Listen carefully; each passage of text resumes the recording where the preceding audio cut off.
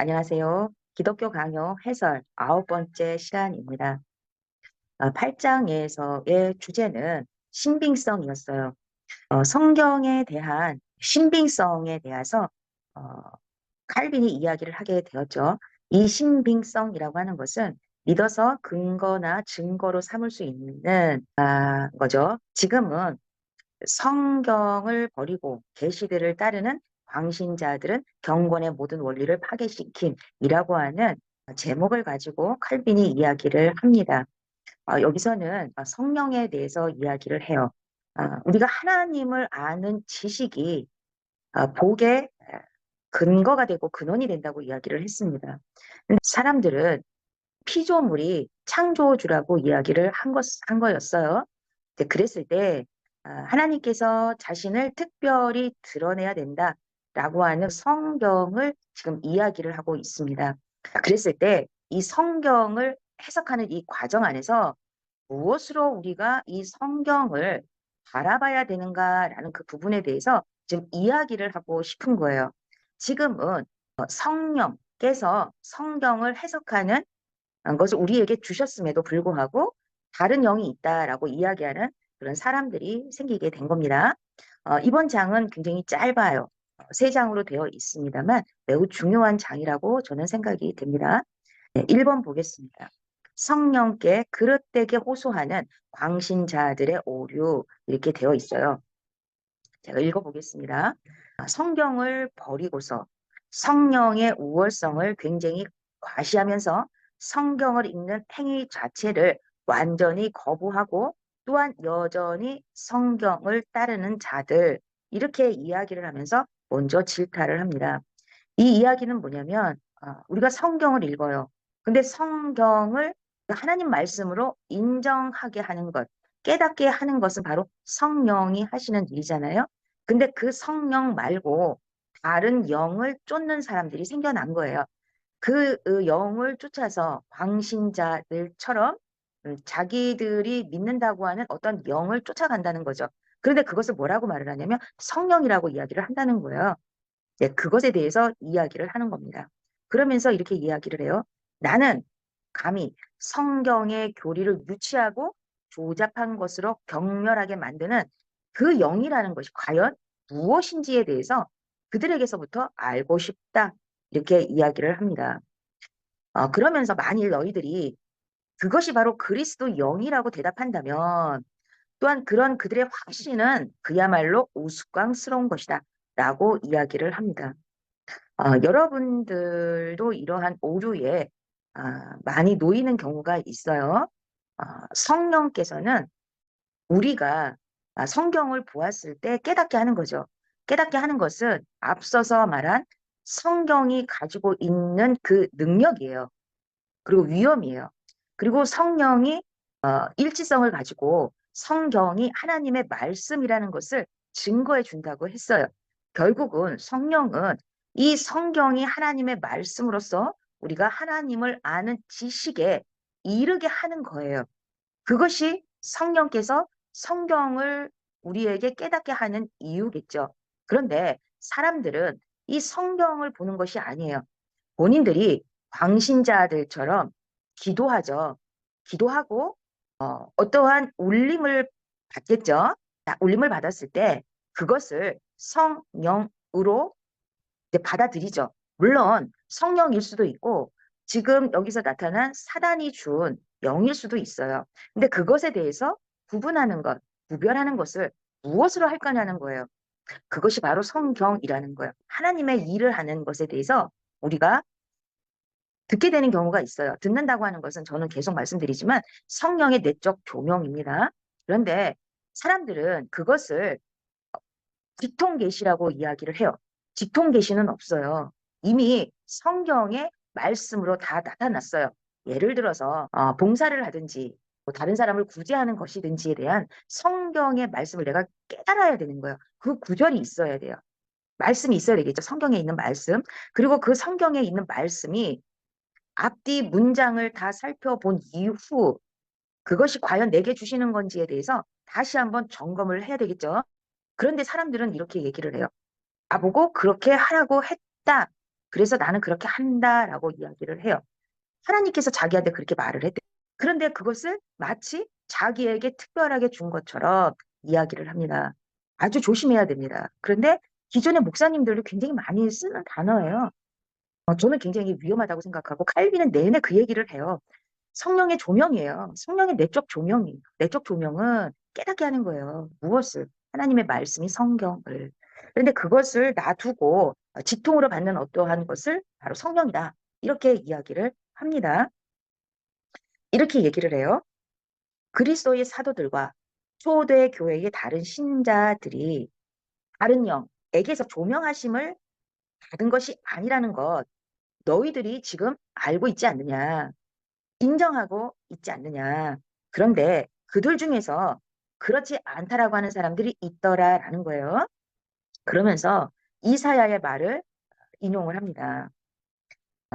이사야가 이렇게 이야기를 하죠. 내 위에 있는 나의 영과 내 입에 둔 나의 말이 이제부터 영원토록 내 입에서와 내 후손의 입에서와 내 후손의 후손의 입에서 떠나지 아니하리라 라고 인용을 합니다. 칼빈은 이렇게 말을 해요.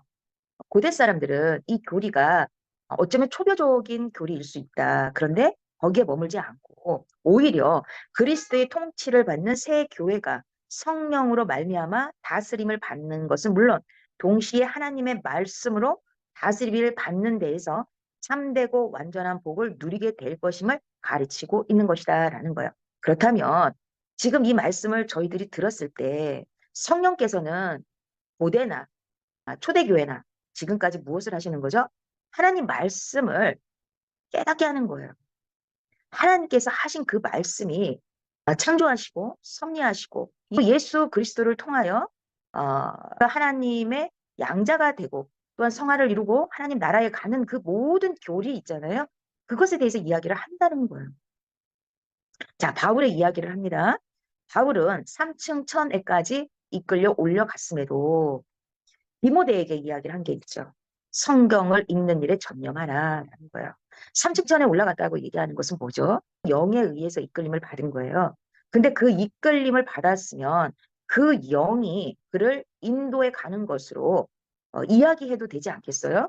그런데도 불구하고 디모데에게는 삼층천에 올라가는 그 영을 찾으라고 말한 것이 아니라 성경을 읽는 것에 전념하라라고 이야기를 해요. 그리고 나서 성경이 교훈과 책망과 바르게 함과 의로 교육하기에 유익하니 이는 하나님의 사람으로 온전하게 하며 말씀입니다.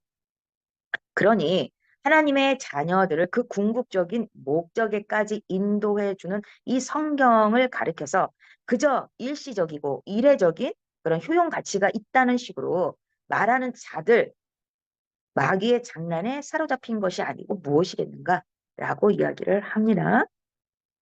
제 책의 110페이지입니다. 주께서 성령을 약속하시면서 그 영이 어떤 분이라고 말씀하셨는가라는 질문을 하면서 답을 합니다.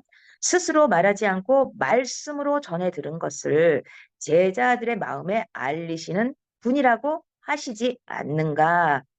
요한복음 16장 31절의 말씀을 가지고 이야기를 합니다. 그래서 이 성령께서는 우리가 들어보지도 못한 새로운 계시를 만들어내거나 어떠한 새로운 종류의 교의를 조작해내어서 우리로 하여금 이미 인정된 복음의 교의에서 떠나게 만드는 그런 분이 아니시고 오히려 복음으로 말미암아 제시되는 바로 그 교의를 우리 마음에 인쳐주시는 그런 분이신 것이다 라고 이야기를 합니다. 칼빈은 1559년에 세종판을 썼어요. 그때 당시는 약 16세기 중반이겠죠. 이 16세기 중반에 흐르는 철학적 사조를 알아야 된다고 제가 매번 말씀을 드렸어요.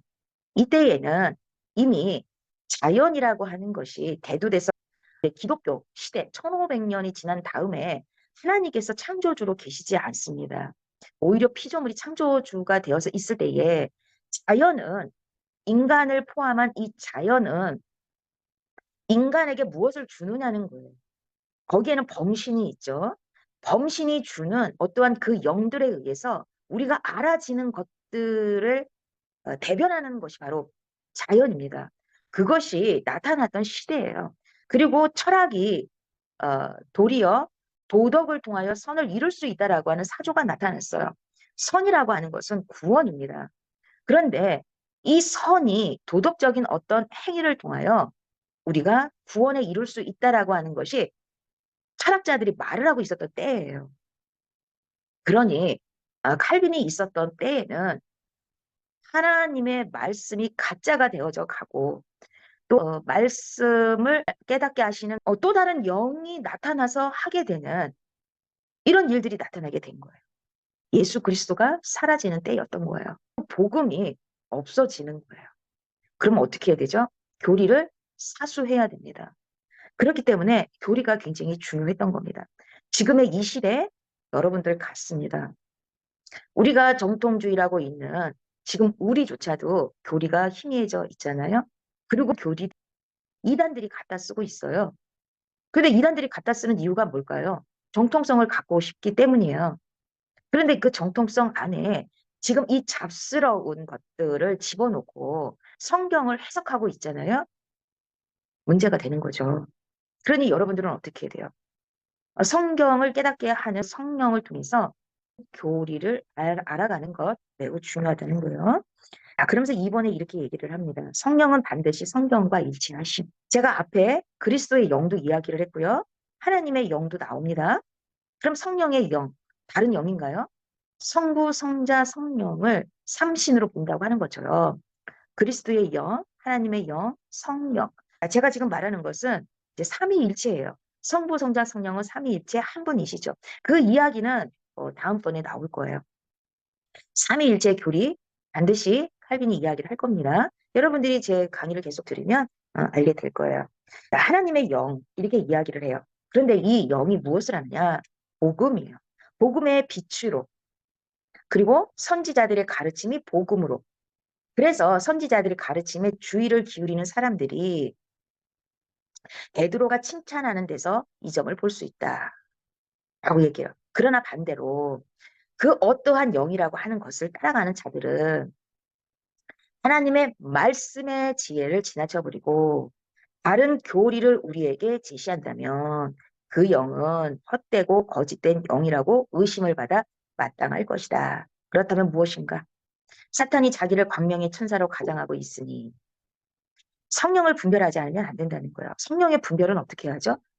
말씀을 갖고 하는 거예요. 성경을 통해서 해야 되는데 제가 박진영 씨의 얘기를 몇 번 했어요. 박진영 씨가 자기의 교리를 확증하기 위해서 성경 구절들을 가지고 와요. 그런데 성경 구절을 굉장히 많이 가지고 옵니다. 그런데 거기에 나타난 문자만 가지고 이야기를 해요. 그러나 성경은 사본이고요. 히브리어, 헬라어로 되어 있어요. 그리고 아람어도 들어있죠. 그리고 우리나라 말로 번역에 한계가 있어요. 그렇다면 우리는 뭘 봐야 되죠? 우리는 원어를 반드시 봐야 돼요. 우리나라 말로 해석된 걸 가지고 문자주의적 해석을 통해서 이야기를 합니다. 굉장히 무서워요. 그래서 성경을 많이 갖다가 인용해서 오는 것을 굉장히 말씀을 많이 한다. 아닙니다. 그것을 정말로 바르게 해석하고 있는지 말씀을 가지고 말씀을 해석하는 그런 부분을 가지고 가야 되겠죠. 그런데도 이 비참한 사람들은 성령을 주님에게서 찾지 않고 자기 자신들에게서 찾고 있으니 자기들 스스로 멸망을 자초하고 있는 것이다. 그리고 만물이 성령께 복종해야 하는데도 불구하고 하나님의 성령 자신이 성경에 예속되었다는 것을 있을 수 없는 일이다라고 주장한다는 거예요. 칼빈은 이렇게 이야기를 합니다. 성령께서 우리 속에 들어와 임재하시는 것으로 우리는 만족해야 당하다. 예수 그리스도를 믿는 믿음을 통하여 성령께서 그 성령이 하나님이시잖아요. 하나님이 내 안에 계시다는 거예요. 세상에 어떻게 이런 일이 있을 수 있습니까? 하나님께서 내 안에 좌정하고 계신다라는 거예요. 그리고 나와 함께 먹고 마시고 나를 깨닫게 하시고 죄가 죄인 것을 알게 하시고 양심의 가책을 받게 하시고 가난하고 헐벗고 어려울지라도 오직 하나님의 말씀만 보고 가는 그런 사람들이 되도록 성령께서 일러주시니 남들이 볼 때는 미친 짓이지만 그 일을 하는 거예요. 지금 이 영상을 보시고 있는 분들 중에 정말 많은 분들이 그런 분들이 계실 거예요. 그런데 여러분들은 죄를 지어서 악해서 가난하고 헐벗고 남들이 인정치 못하는 그런 삶을 살고 있다라고 조롱하는 사람들이 있을 거예요. 그러나 거기에서 담대하시고 당당하시기를 바랍니다. 그저 나를 선택하시고 나를 하나님 자녀로 보여주시고 하나님 말씀을 알게 하시고 하나님의 자녀가 되게 하시고 내가 뭐라고 죄 가운데 있어서 지옥에 갈 수밖에 없는 우리를 불쌍히 여기셔서 왜 이렇게 십자가 위에서 죽으시면서까지 끝까지 사랑하신 그 사랑을 내 안에 간직한 채로 여러분의 삶을 사시면 됩니다. 그것이 하나님께서 기뻐하시는 삶입니다. 이렇게 이야기를 해요. 그분, 성령이죠.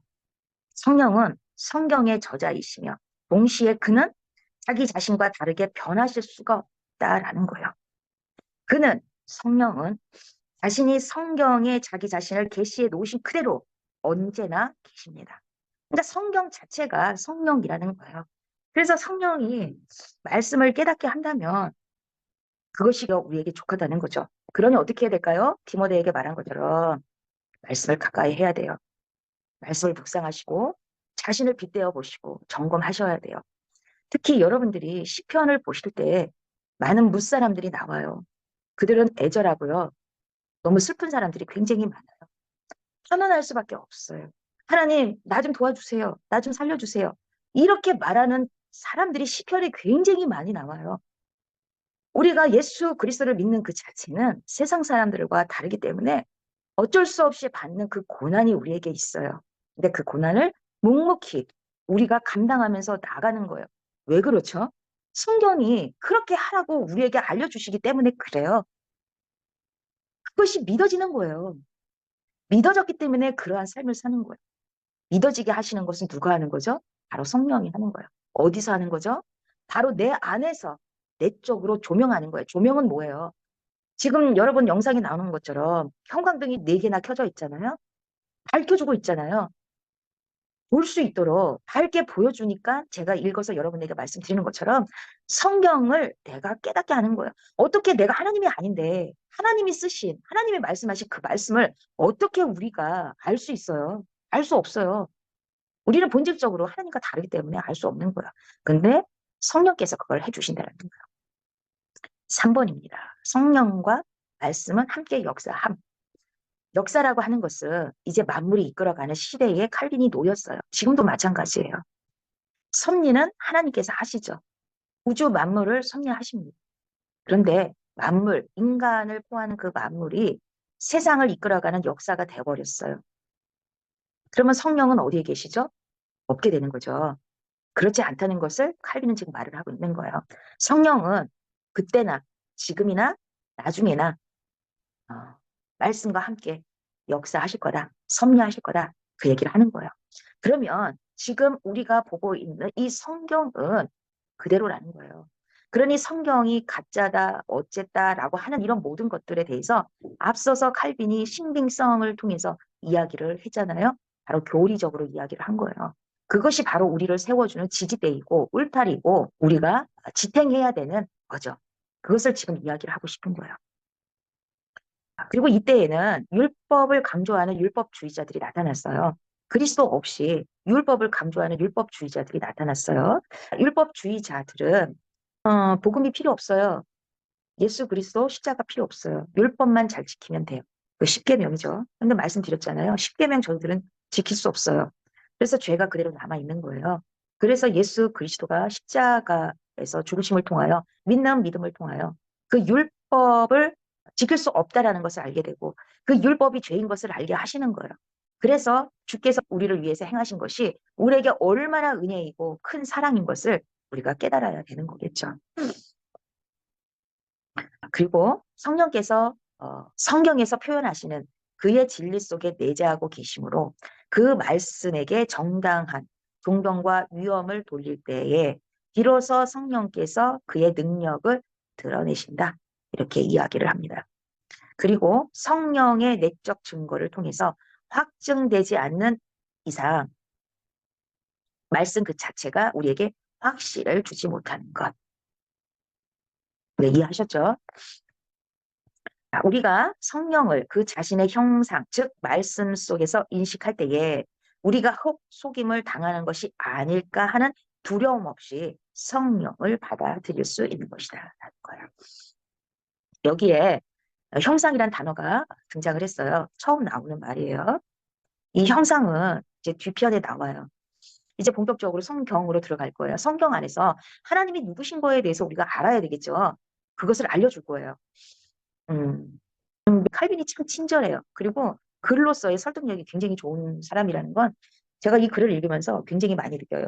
성령께서는 그의 능력으로 말씀을 기록하셨고 그 동일하신 성령을 보내사 그 말씀을 효력 있게 확증케 하심으로 그의 일을 완성하고자 하였다라는 거예요. 성령이 하신 일이죠. 자, 그러면 다음번에 우리가 하겠지만 성부, 성자, 성령에 대해서 칼빈이 반드시 이야기를 할 거예요. 그리고 성부, 성자, 성령이 삼위로 계시고 삼위일체시고 라는 것을 분명히 이야기를 할 겁니다.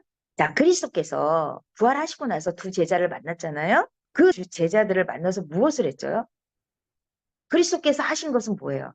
성경을 알게 하시기 위함이었어요. 성경 그때는 신약은 없었을 때죠. 구약의 말씀을 깨닫게 하는 거예요. 알게 하는 거예요. 지식을 갖게 하는 거예요. 지금 그 얘기를 하고 있어요. 여러분들은 어떻게 생각을 하세요? 성령이 이미 내 안에 임재하셨어요. 왜 임재하셨죠? 예수 그리스도를 믿는 믿음을 고백을 했어요. 믿는 믿음은 어디서부터 온 거죠? 나에게 주신 선물이에요.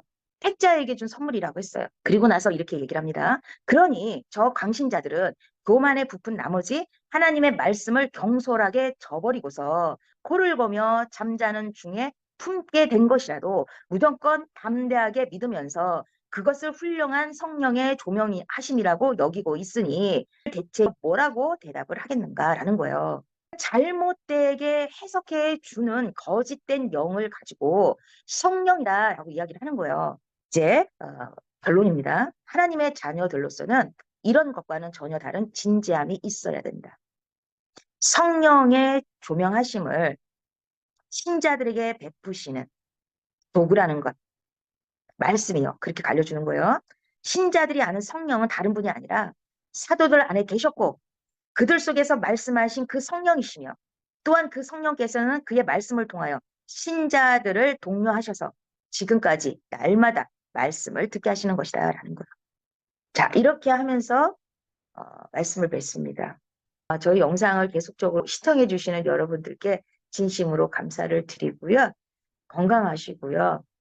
혹여 힘들고 어려운 일이 있어요. 저도 있고요. 제가 올려드린 영상에 보면 저의 어려움이 어디까지 있는지 알고 계시죠? 저도 이 기독교 강요를 하는 것에 그만할까라는 생각을 많이 해요. 사실 많이 어려워요. 그리고 시간적인 여유가 많지 않습니다. 그래서 내가 이것을 왜 하고 있는지에 대해서 갈등을 하면서 강의를 하고 있어요. 잘하고 있는지는 모르겠습니다만 제가 알고 있는 제 지식 안에서 여러분들에게 들려드리고 있어요. 그러나 저보다 훌륭한 지식을 가지고 있는 분들이 계실 거예요. 그분들이 혹여 제 강의를 볼 때 혹시 부족한 면이 있다면 댓글을 통해서 알려주시면 제가 수정을 하도록 하겠습니다. 또 더 연구하도록 하겠습니다. 감사합니다. 안녕히 계세요.